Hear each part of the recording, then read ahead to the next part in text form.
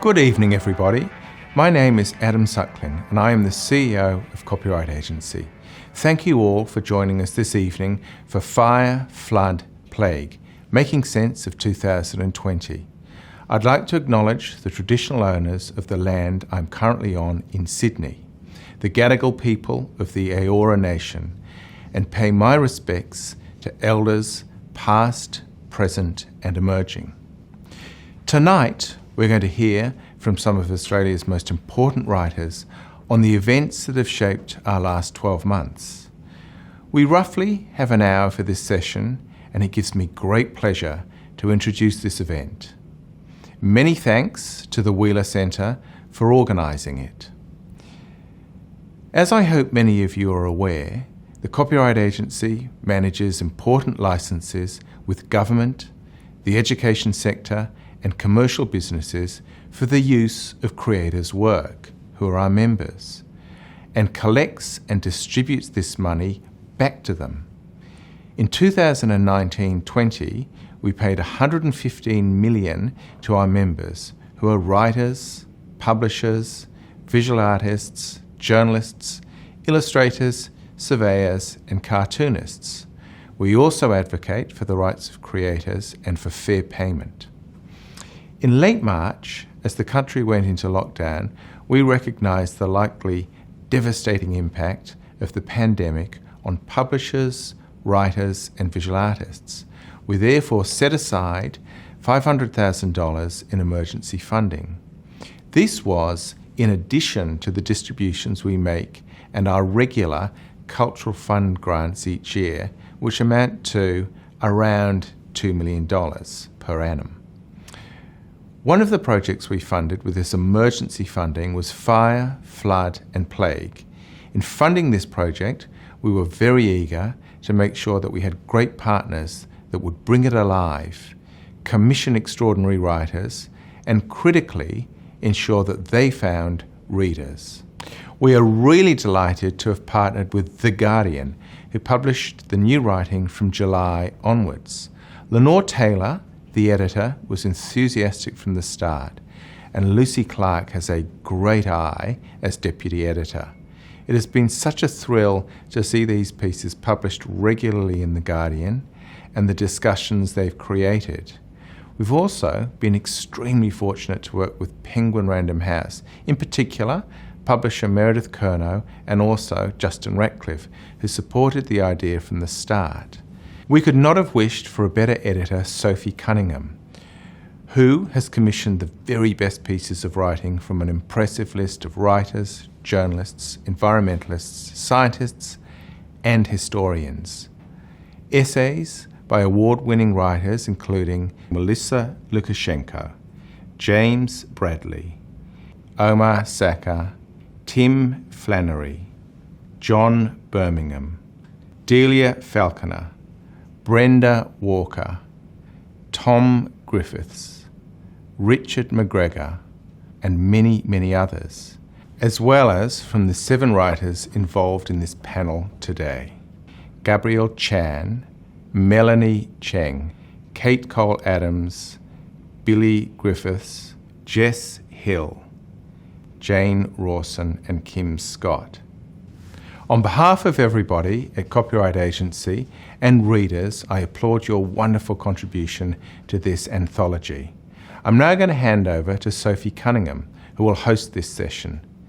Sophie Cunningham is the author of 5 books, the most recent of which is City of Trees, essays on life, death and the need for a forest. She's a former publisher, former editor of Meanjin, former chair of the Literature Board of the Australia Council, and was co-founder of the Stella Prize. She's an adjunct professor with RMIT's Non-Fiction Lab. Please welcome Sophie Cunningham. Tonight's conversation is taking place across unceded sovereign land. The event stream comes to you from the Wheeler Centre, which is on the lands of the Kulin Nation. And we pay respects to these communities' elders past and present, and to the elders of all communities and culture this conversation will reach. My name is Sophie Cunningham and I'm the editor of and a contributor to the anthology you're going to hear more about this evening, Fire, Flood, Plague, Australian Writers Respond to 2020. There's such a wonderful range of authors in this anthology, 26 in all, and we will be hearing from just a few of the voices that are included in the collection this evening. If you'd like to know more about the authors reading tonight, there are details on the website. We will spoil it for choice, obviously, I suppose, and a diverse range of authors that have been included in this collection include writers, scientists, journalists, activists, doctors, lawyers, historians. They come from a range of cultural backgrounds, of different ages, and live around Australia. Indeed, some authors have been living through the pandemic overseas. When I was first approached about working on this collection, I was concerned on a personal level that it would make a difficult year harder. But to be honest, the exact opposite has been the case. I found it inspiring. Every essay in the collection taught me something or offered me a perspective I hadn't considered before. Some writers are brave in terms of the personal nature of the observations made, others in the broadness of their reach. And contributors explore the connection between a rapid succession of events that have left us variously, locked up, knocked down, feeling either or both resilient and overwhelmed.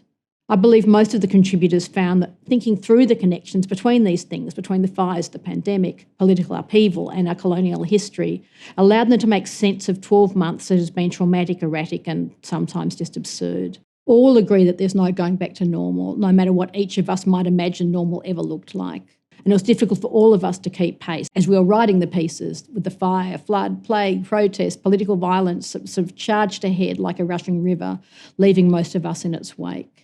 And my essay, Dead Water, I wrote about the damage floodwaters can do, and now I read back on what I wrote and it feels a bit like a metaphor for the year. Floods are destructive, but they used to mean good things as well. They gave life to river systems and wetlands. They flushed out sediments and salt. Rivers met each other in a rush and their mouths opened to the sea. But as droughts grow longer, black water becomes more deadly. As temperatures rise, the air holds more moisture, which increases the likelihood of intense rainstorms. And when heavy rain falls onto eroded and parched soil, it doesn't seep into the ground so much as skid and skim over the top of it. So let's hope that some of the lessons, good and bad, of this year now have a chance to sink in, and that we're feeling better equipped to face whatever 2021 and beyond might have in store for us. And we hope that we've all managed to produce together as a collection that stands as a document of record of this extraordinary year. Because writers are our storytellers, they're our history makers. They both challenge and stand by their readers, and they make us strong. I would like to acknowledge the Copyright Agency whose idea this was and that they supported financially. Also The Guardian and Penguin Random House, who were all partners together in this extraordinary project. Hello, my name's Kim Scott. I'm reading this in Noongar country. I'm reading from my essay One Voice from about halfway through. Our crisis is not just because of flood and fire and COVID-19. The quality of our leadership as of late 2019 may help explain it. Don Watson expresses it best with his straight-talking distrust of weasel words.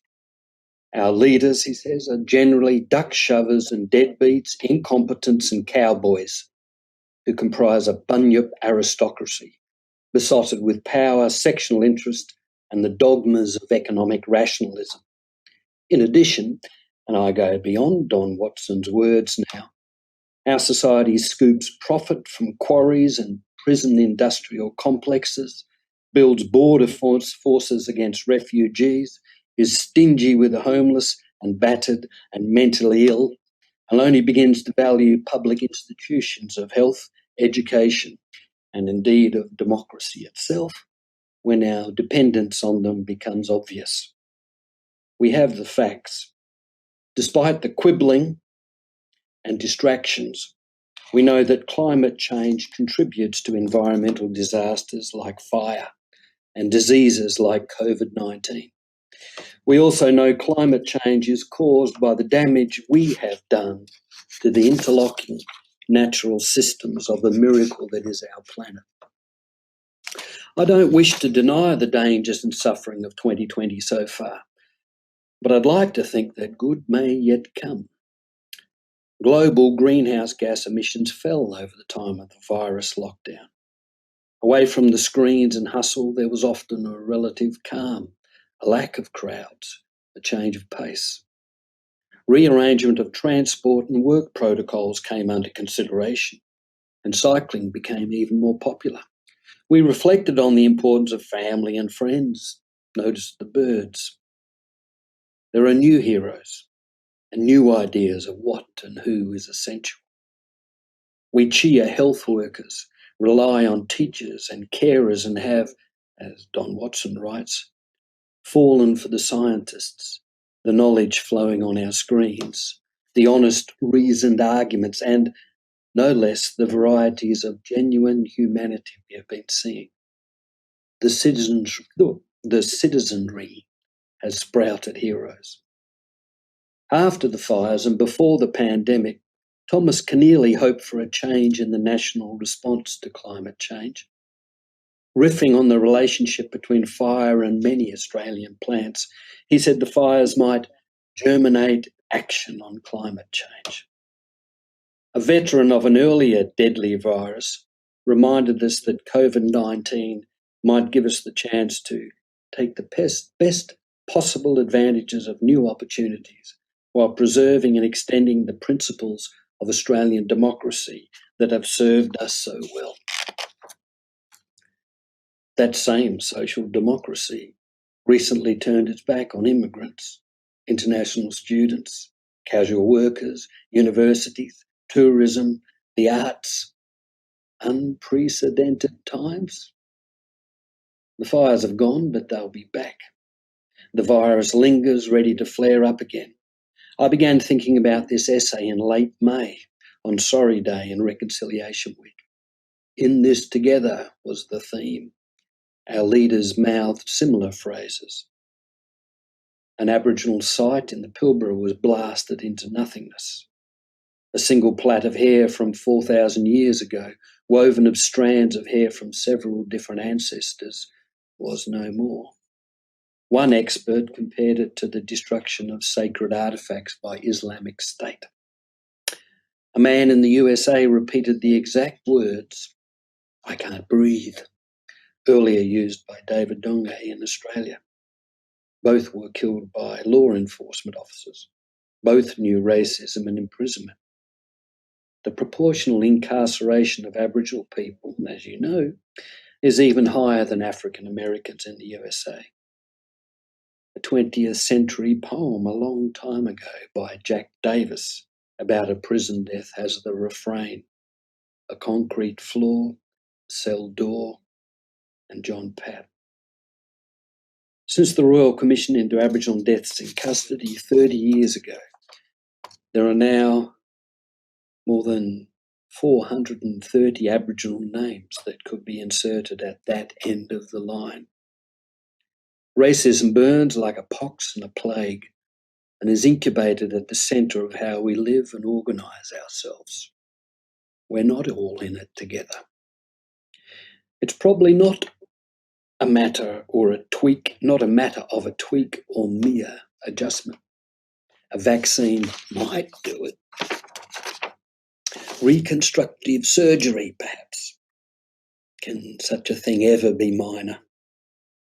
I began with an Aboriginal story of fire.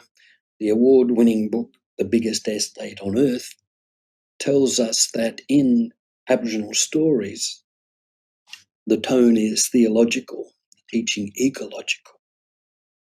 He writes, "A mobile people organised a continent with precision. They sanctioned key principles: think long-term, leave the world as it is, think globally, act locally, ally with fire, control population. They were active, not passive, striving for balance and continuity, make all life abundant, convenient, and predictable. Fire was used to shape the landscape in order to channel, lure, and persuade resources to gather at places of easy access. A rich spiritual life and time spent nourishing the mind produced a voluminous and intricate art. They're Gamage's words. Aboriginal heritage and the natural environment need to be at the centre of any national reconstruction. In a rightful place, race recognition and a more complete Commonwealth, Noel Pearson says there are three parts to our national story: Aboriginal cultural heritage, the inheritance of British institutions, and our multicultural achievement. Put it like this: Aboriginal cultural heritage is a major denomination in this country's currency of identity and belonging. It includes the experience of racism. For most of our shared history, its classical form has been denigrated and almost destroyed, along with its connection to a descendant community. It needs investment and fair rates of exchange.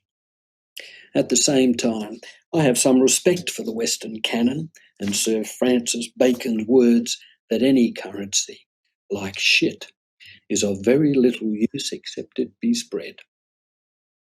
And my little group from the beginning of this essay, Aboriginal-led, we want to regroup and share our blossoming heritage with the region's wider community who, to judge by their Coconera Memorial and to a massacre, and efforts at land rehabilitation, are trying to come to terms with their own part in our shared history. It might be a model of reconciliation for the nation. However, the denigration and attempted destruction of Aboriginal heritage and the trauma, turmoil and disempowerment of its community are connected.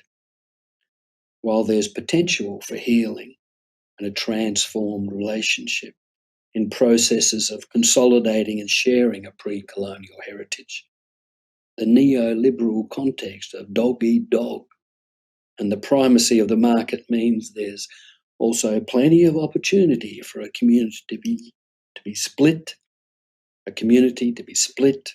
and to destroy itself over brokerage rights. So here's another fact. It's hard to reconcile and restructure without respectful, supportive infrastructure. We need the Uluru Statement and a voice.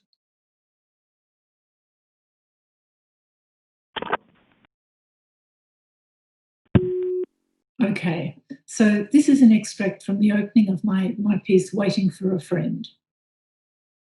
Early on the morning of my 59th birthday, I carry a mug across the backyard and into the studio to wait for Harriet. We haven't been in the same country in nearly a decade, but through the alignment of datelines and digital technology, we create a nest of impossible time. Me in Melbourne, PJs, Ugg boots, celebratory cup of tea. She at her kitchen table in Devon, England, late evening on the second anniversary of the day her husband took himself to the highest point in the small town where they had loved each other for 20 years and jumped. I've known Harriet since I was 11. She was friends with Jo, whose twin sister was friends with me. We all lived around the corner from each other in Islington, London, where my father was posted for 5 years as a correspondent to Melbourne's Age newspaper. I'd seen her around and had a vague idea that she might be a bit annoying. Certainly she was exuberant, the great wide smile, the sense of all of her bounding forward at once. My reserve lasted until we found we were enrolled in the same secondary school, at which point our parents arranged to get together, and we fell in love.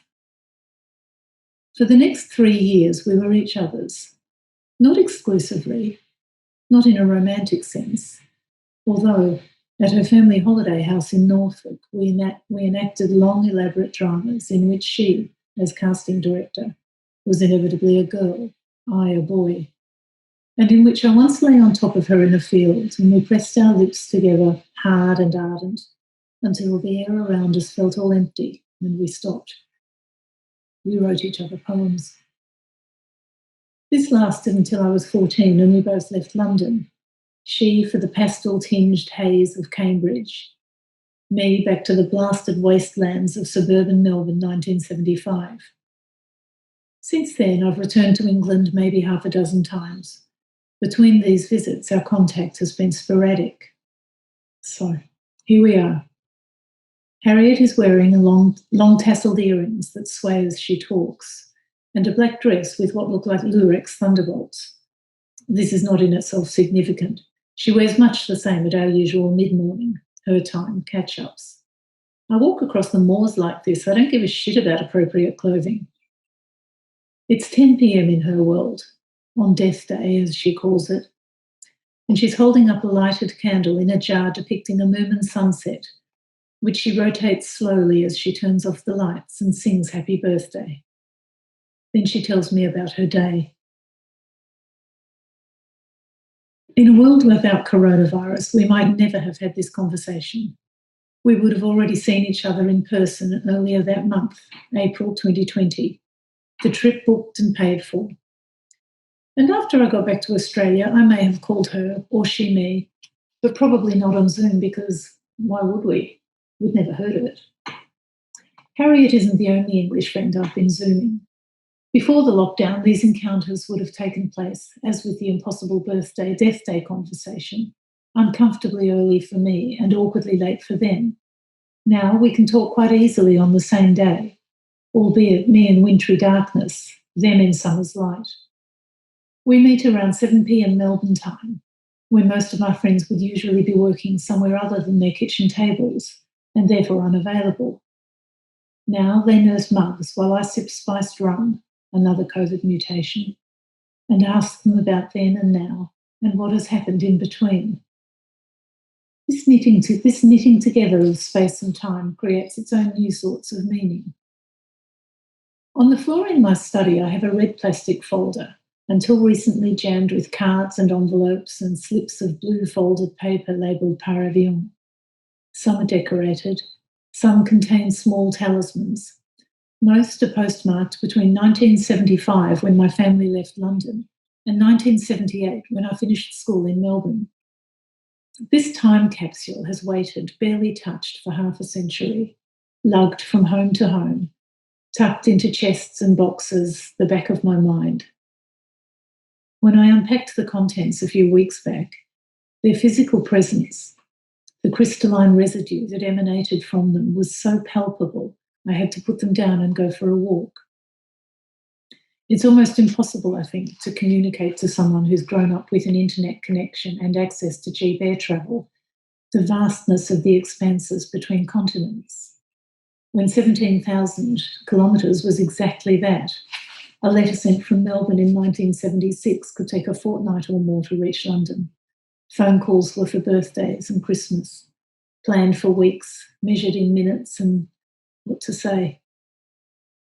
The letters now spread on the floor near my desk describe a world not only lost, but for me never attained. Is at this moment in time going out with 3 whole boys at once, read one. In the year or so before leaving, I'd been aware that friends, Harriet notably, had grown breasts. Some already had boyfriends. But the me that left London was still lanky and boy-chested. She didn't menstruate. She slept surrounded by photos of Paul Newman and the Beatles. She yearned in complicated, non-specific ways for boys to kiss her or like her or lie on top of her. She was not entirely naive. She knew things. She knew too that she had to go back to Australia.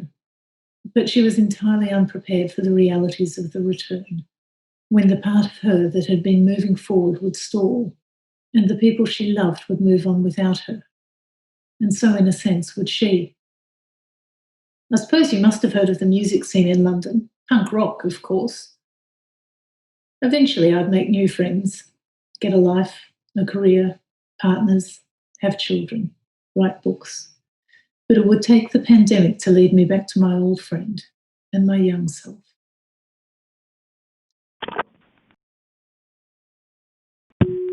I can't say it began like any other day. It was March 2020 after all. Things hadn't been normal at the clinic for several weeks. I, like other general practitioners across Australia, had been revisiting skills I hadn't used since my hospital residency. Isolating patients, taking nasopharyngeal swabs, donning and doffing personal protective equipment. Even the terms felt awkward, antiquated, ridiculous.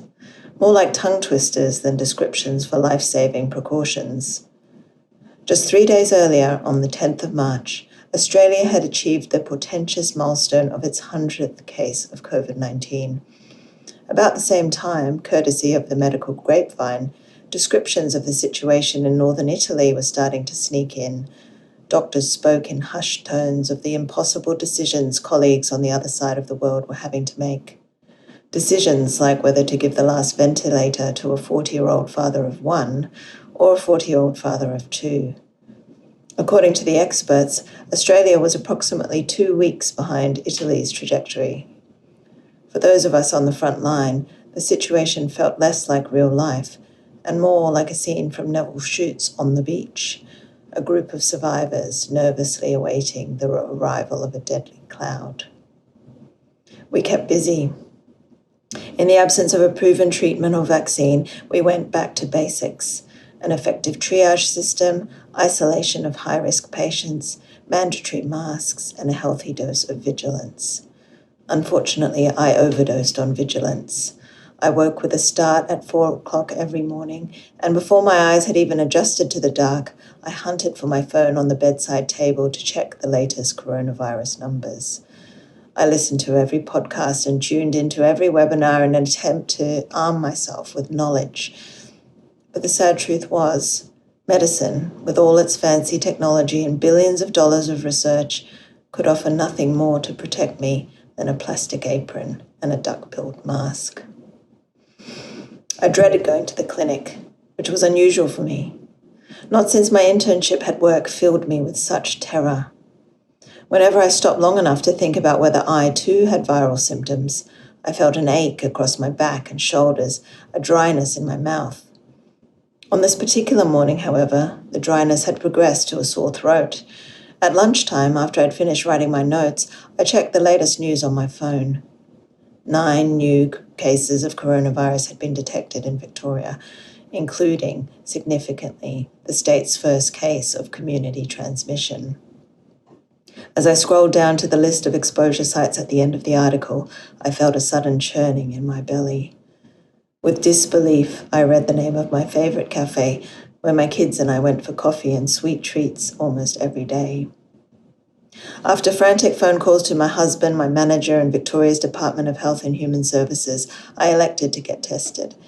With a tremulous hand, I inserted a swab so far back into my nose it could have been a party trick if anyone had been around to witness it. As it was, I was alone in my consulting room. It was quiet and anticlimactic. My test results came back on the Monday. Coronavirus was not detected. It was a relief. But my relief quickly turned to despair. In the week that followed, the number of confirmed cases in Australia doubled every 3 days. Our curve started tracking dangerously close to those of Italy and the US. People panicked. Supermarket shelves were stripped of everything from flour to cans of tuna. As neighbourhoods prepared for lockdown, sales of televisions, iPads and laptops soared. At work, masks, hand sanitizer and even thermometers started disappearing from our trolleys. At the end of the week, my husband called me as I was driving to work. He'd just received word that 3 anaesthetists in the UK were in intensive care. Only days before, as a consultant anaesthetist himself, he had opted in to intubate COVID-positive patients. Neither of us mentioned the kids during that conversation, but we didn't have to. They were there, in every pause, in every weighty silence. When I arrived at the clinic and a colleague asked me how I was, I dissolved into a mess of hot, ugly tears. In truth, I was scared. The virus was forcing me to contemplate my non-existence, to acknowledge my fragility, my insignificance.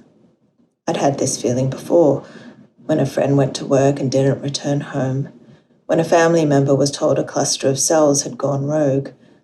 In these watershed moments, my little world had been turned upside down, but the wider world had carried on.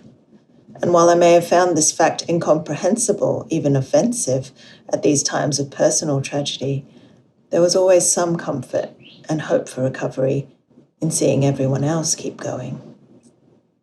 What has been so exceptional about the coronavirus pandemic has been the fact that the wider world hasn't carried on. When we have stopped, the wider world has stopped too. And the illusion that we have all worked so hard to maintain for so long, that we are supreme and all-powerful and important, has finally faltered. The jig is up. We were never in control. And there is nothing quite so terrifying and transformative as that. I can't put my finger on exactly when I first learned I'm not in control. My certainty broke gradually. The first crack when my body went rigid with a seizure and I convulsed violently into nothingness on a red-eye flight to Beirut. Another splintering when the doctors found a mass in my brain that afternoon. The edifice barely holding as my partner and I clung to each other all night in a skinny hospital bed waiting for a prognosis of life or death.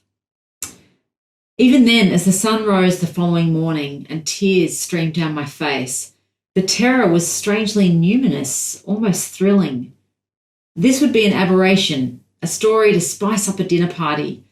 My lifelong sense of certainty, a deeply habituated need for order and control, was fractured but still intact. But a few days later, the seizures began to roll. As soon as I closed my eyes to sleep, my eyebrow would twitch and my right eyeball would pinball rhythmically in its socket. I would feel my brain untether from my spinal cord and float into an unknowable black. During those nocturnal seizures, when I'd try and fail to will my brain back into place, I learned what it was to be out of control. Not just in that moment and not just in my body, but existentially. In that little apartment in Beirut, I began to realize just how delusional the notion of control actually was. But gosh, it's nice to have an existential crisis when the world around you is basically sane. And back in 2012, Obama was in the White House, nobody had heard of ISIS, and Lebanon, a country I'd made my home, was defying the doomsayers by remaining peaceful. In Australia, the Gillard government had introduced the carbon tax, and it looked like finally we would incentivise industries to slash carbon emissions. The big cracks in that charade, the one that had many of us believing the world ran on a badly flawed but at least fathomable logic, appeared in 2016 as suddenly as my first seizure. Hours after American women lined up to place "I voted" stickers at the grave of legendary suffragist Susan B. Anthony, Donald Trump was elected, and instead of celebrating America's first female president, I was surrounded by young white men in MAGA hats at Sydney's most prestigious university cheering triumphantly, "Grab 'em by the pussy." There was the shock of Brexit, another crack. Syria's president gassing his own citizens with impunity, crack. Diplomatic silence on the internment of Chinese Muslims, crack. But the edifice of public control didn't truly shatter for me until New Year's Eve 2019, when thousands of terrified adults and kids huddled under a dark red sky on the beach at Malakuta in coastal Victoria. "It's fucking chaos," said a man in ski goggles sitting on a boat just offshore. "I've never seen anything like it." For people without a boat, there was nowhere to go. More than 4,000 people were trapped between the ocean and a gigantic encroaching fire, engorged by 80-kilometre winds. It was 49 degrees at 8 a.m. As the sirens sounded, they prepared to get in the water. I wasn't on the beach that day. Days before, my family and I had left Lake Conjola as smoke blotted out the sky there and headed south along a Princess Highway bisected by charred and smouldering trees to Bega for Christmas with our relatives. A week later, we fled back to Sydney, escaping with our 2-year-old over Brown Mountain hours before the road out of Bega was closed.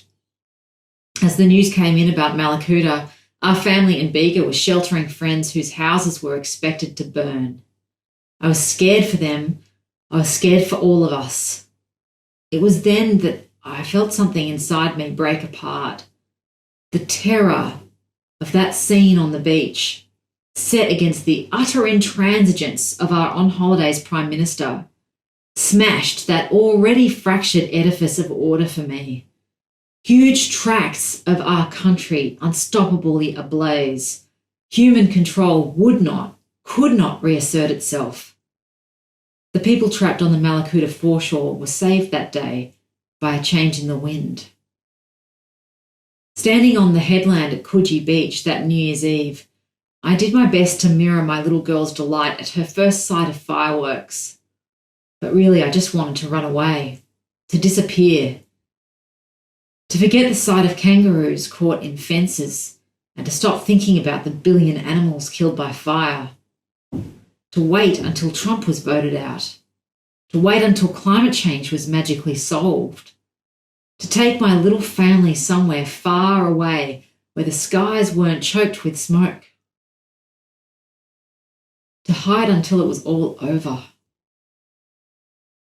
But there's no running from it. It won't ever be over, because it is not just one thing. It is not the catastrophic fires of last summer or the ones yet to come.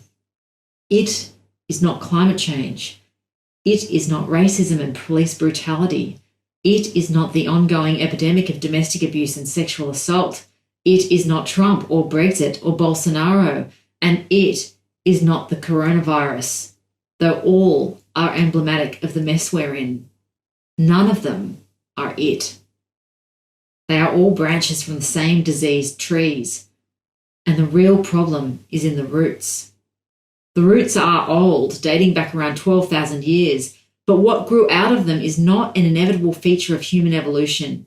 In fact, it's actually threatening our survival as a species. It is, in short, the shift we made from societies built on the principle of balance to what we have now, a dominant culture obsessed with power over and control. Hello, I'm Billy Griffiths. I'm a writer and historian, and I'm coming to you today from Wurundjeri country. I'm going to read a short extract from my contribution to this wonderful book, Fire, Flood and Plague. My essay is titled, This Place of Sickness.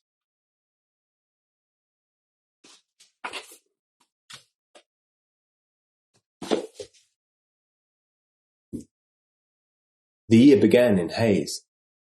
We felt relatively safe where we were on the New South Wales south coast, despite the blanket of smoke.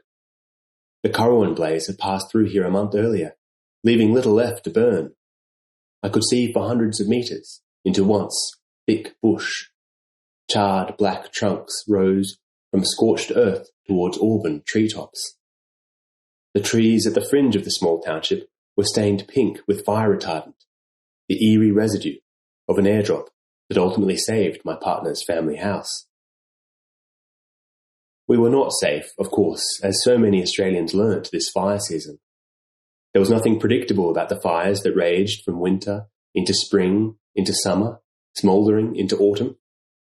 Not only was fire reaching into ecologies unfamiliar with flame, but it was looping back on itself, with fallen leaf litter fueling new spot fires. This was a new breed of fire, a biome pushed to its limits by anthropogenic climate change. I later read how the smoke from the New Year's fires had carried east across the seas to choke cities in New Zealand, and, after circumnavigating the globe, bruise the skies of Perth.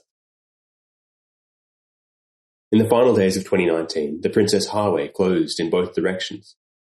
We lost power and mobile reception. ABC local radio became our only connection to the outside world. At night, we listened as dead trees creaked and crashed nearby. The resident kangaroos huddled in the garden, drinking thirstily from the bird bath, grazing the dry lawn. 2 months later, one came back to rest and die in the shade of the water tank. My father-in-law buried her in the ash nearby. By winter, the mob had gone. The township feels lonely without them. We evacuated the region in the early hours of 2nd of January, seizing on a narrow window when the roads were clear, following a police escort through a corridor of still burning bush. Fallen power lines smouldered on the roadside. Paint had melted off the signs. Blackened gum leaves fluttered from the lurid orange sky. The smoke stayed with us all the way back to Melbourne. The fog of tragedy was just as thick. Some of our friends lost family in these fires. Others lost houses, we all lost places we love. For First Nations peoples, this sense of loss is acute. At Deakin University, where I teach, Aboriginal flags were lowered to half-mast in mourning for the destruction of country, with all its complex meanings and associations. As Gabby Fletcher, the director of the Nakiri Institute, wrote, "To lose country in this way is a distinct, messy kind of grief."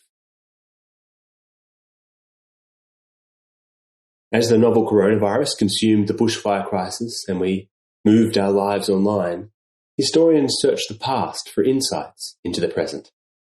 We looked to the pneumonic influenza outbreak of the 1918-1919, which spread throughout the world, prompting widespread usage of masks.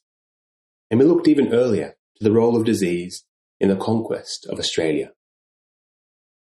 I wonder how the COVID-19 pandemic will shift Australians' historical imagination. Will it help us appreciate, with the full depth of compassion, the enormity of the smallpox epidemics in the 18th and 19th centuries? Disease killed some 80 to 90% of the population in parts of eastern Australia. Let's be clear, this was and remains the single greatest demographic catastrophe in Australian history. The 1789 smallpox epidemic is particularly vivid in the historical sources. The new pathogen, known to Eora and Darug as Galgala, engulfed the societies of Sydney 15 months after the British landed. It ripped through densely populated areas, provoking terror and disbelief. There was no cure. It extinguished entire language groups, killed warriors in the midst of resistance, and disproportionately affected elders, stealing cultural knowledge as well as lives. And it travelled far ahead of the frontier, so that when European explorers eventually ventured inland, they were greeted by the pockmarked faces of survivors. In Australia, disease is often invoked to qualify the culpability of the invaders. Part of the great Australian silence has been a willingness to see disease as inevitable and apolitical. But during this pandemic, we have witnessed every country in the world confront the same biological phenomenon with dramatically different consequences. The global story we are watching unfold is not only about microbes, it is also about culture, politics, and history. As historian James Boyce writes, "The point is not the one made by former Prime Minister Paul Keating in his Redfern Park speech of 1992, that we brought the disease, but rather that Europeans created the conditions in which diseases flourished and did almost nothing to ameliorate these." There was nothing inevitable about the destruction wrought by smallpox or the destruction that is being wrought by COVID-19. The spread of disease is not without responsibility. I'll leave it there. Thank you. If Australia is known for anything in the farming world, it is the ability to produce food from a brittle environment. We have built many of our national myths and legends around our capacity to produce primarily wheat, sheep, beef and dairy amid bushfires, drought and flood. We also have a healthy food export infrastructure and are fond of saying we feed twice as many people abroad than we do at home. Yet 2020 has given us a kick in the arse. The year began with drought in the eastern states and catastrophic bushfires. Losses of life, biodiversity and property were followed by reports of food shortages as supermarkets had to close or severely limit their hours due to power restrictions and an inability to receive supply. The floods that came after the fires further complicated access to basic needs for communities who were only just starting to stagger to their feet. These colliding crises have revealed a hole in the system that takes pride of place in our national identity, our ability to provide food to market. The National Farmers Federation quickly rolled out a campaign to remind Australians, "Don't panic, we've got your back." The Australian Bureau of Agricultural and Resource Economics and Sciences called any food security fears misplaced. The Bureau is right in the sense that most of us won't starve, but the scale of our food producers' operations is hollowing out to either very big or very little, with middle, family-owned farms that employ few or no staff falling by the wayside. The statistics back that up. According to the Bureau, high-revenue farms now account for 1/5 of the broadacre population, but 2/3 of land, income and output. The mid-sized multi-generational family farm of the Australian imagination is turning into a fantasy. Our rural communities are changing as fast as the climate. Given these trends, an interesting food subculture has emerged, one fed and watered by the disruption of 2020. In this discombobulating year, the thing people returned to was food. We grew it, we prepared it, we baked it, we ate it with family or alone. As if waking from a long sleep, we got back to the basics. Local food supply chains were celebrated. Bakers, greengrocers, community-supported agriculture, community gardeners, millers, farm-to-table meat producers and suppliers have mostly kicked on throughout COVID-19, proving the value of being close to your customers and relying on local people for your delivery chain. Nature's role in the production of food is mostly set. Human intervention is not. I was interested to see that a drive into bushfire-affected areas revealed green shoots, not just in the landscape, but in the people and their food systems as well. People in the tiny towns and foothills of the Upper Murray trying to recover from losing their houses and town infrastructure were making it up as they went along.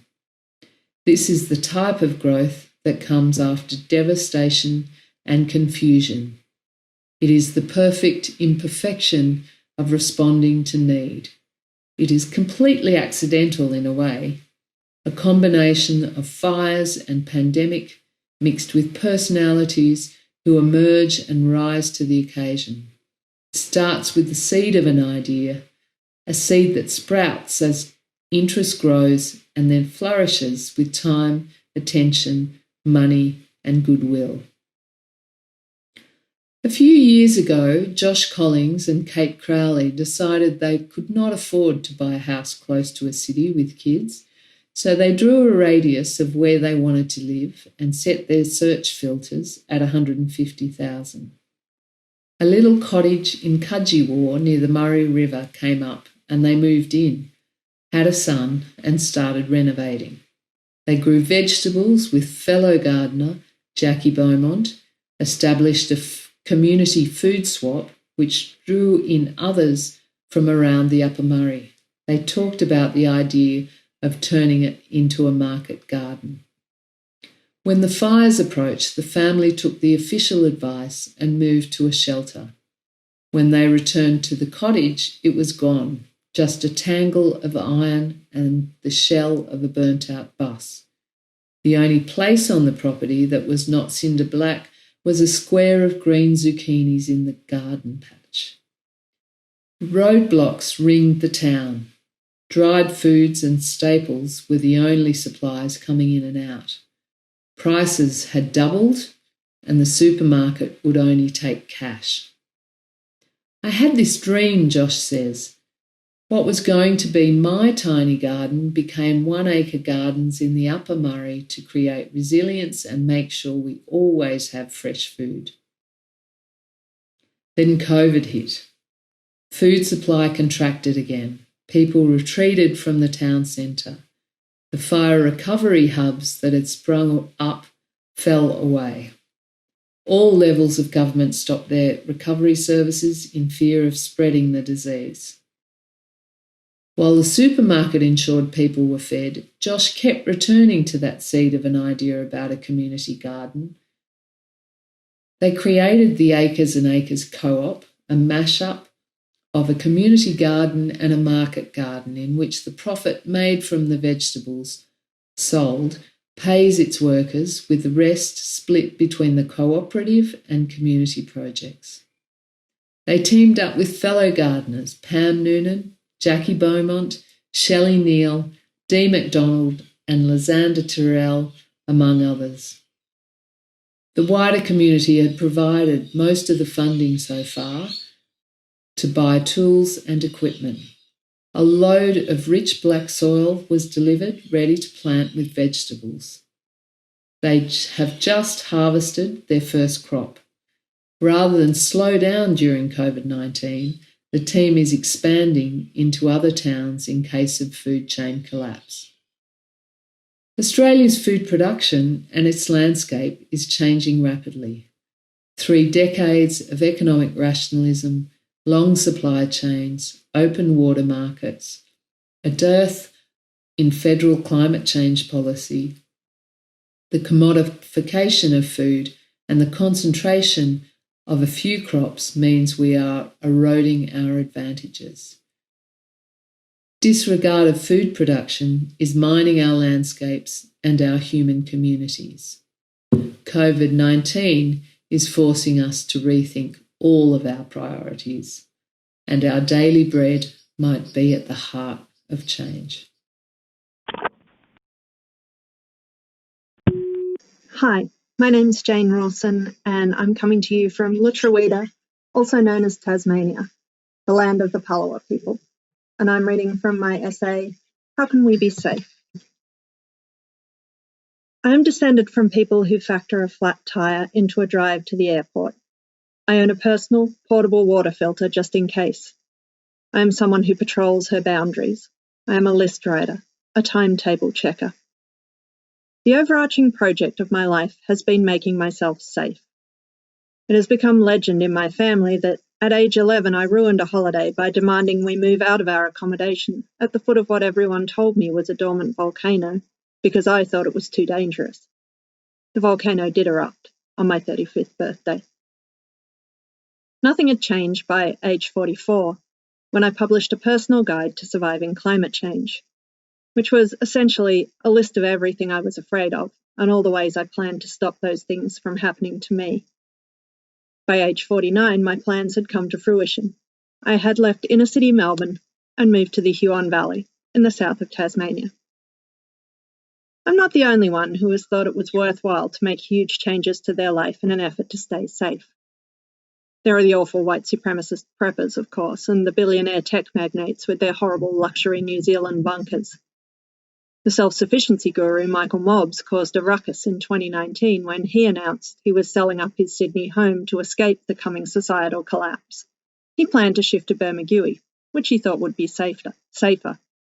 On the 23rd of January 2020, residents of Bermagui were told the Badger Road fire was heading in their direction and it was too late to leave, to seek shelter as the fire approached.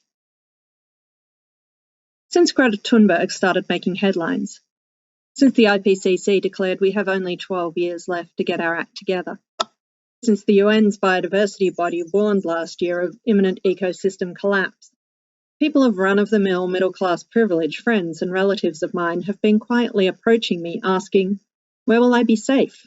How can I keep my children safe? When my co-author and I wrote our handbook, we tried to answer this question. And the answer was, nowhere. There is no where that will make you safe. There is only a when you become rich enough to build your children a bunker village with its own food and water and oxygen. Or, less probably, when we decide to redistribute society's benefits so that being rich is not a precondition for being safe. During the 2019-20 mainland bushfires, when Tasmania was cool and damp, I was safe. During the coronavirus pandemic, isolated in my cottage at the end of a dirt road on a sparsely populated island at the bottom of the world, I was safe. By late April, an outbreak in the northwest of the state meant Tasmania at that time had the highest number of coronavirus infections per capita of anywhere in Australia. Sometime in early April, a friend in Melbourne sent me an email. You must be feeling pretty pleased with yourself. The fires, now this. I was feeling pretty pleased with myself. I realised that all that work I'd done, the project of a lifetime, had finally paid off. And then I sat on a rock all by myself and had a little cry because it felt terrible. We all know deep down that we never can be safe, don't we? Searching for safety is a panicked thrashing around that drags you deeper and deeper into the quicksand. You can only ever know if you're safe in retrospect, once the you that was safe is gone forever, without ever knowing how safe she was. This state of constant vigilance where threat is ever present, just over there, just outside the line of our sight, don't blink. It doesn't leave a lot of time for anything else. It eats everything. You drag yourself panting into a glade in the sunlight of safety, and instead of feeling joy, calm, peace, you find the forest is full of ticks and every last one of them is carrying Lyme disease. So this is me on a rock having a cry because sure, I'm safe right now, but what is the point of being safe if everyone else is drowning and burning and starving and all the things you love are desiccating in the ever hotter, ever drier atmosphere? In a world like this world, safety means isolation and loneliness. It's a jerk act to smile when everyone else is weeping in pain. There are no moments of spontaneous wonder in a bunker. Where can you be safe? Where can your children be safe? You can't. They can't. Stop asking that question. Is there something better to be than safe? Well, I don't know, but maybe it's better to be brave. I've never managed to be particularly brave. I've always been able to come up with a rationale for slipping back into my comfortable life before things get really bad. My lucky life has always let me. But wouldn't it be something to behave courageously, see the threat and step forward to meet it? I think about that when I see you all on the news, on social media, out on the streets, angrily demanding justice, polarising opinion while I'm here at the end of my pleasant country road. There is a kind of climate action that is about whittling away your own impact, reducing your footprint, negating yourself. What am I trying to make myself safe from? Bushfires? Floods? Criticism? Judgment? Small and quiet, squeaky clean, a tiny target. Leave me alone, I beg the world and its terrors. And that is exactly what it does. Thank you for watching. I hope you enjoyed it as much as I did. And I'd like to encourage you now, of course, to purchase copies, support the authors and your local independent bookstore. In this case, that is Readings, who are the official online bookseller for this event. So thanks for coming and have a good night. Visit wheelercentre.com for the best in books, writing and ideas from Melbourne, Australia and the world.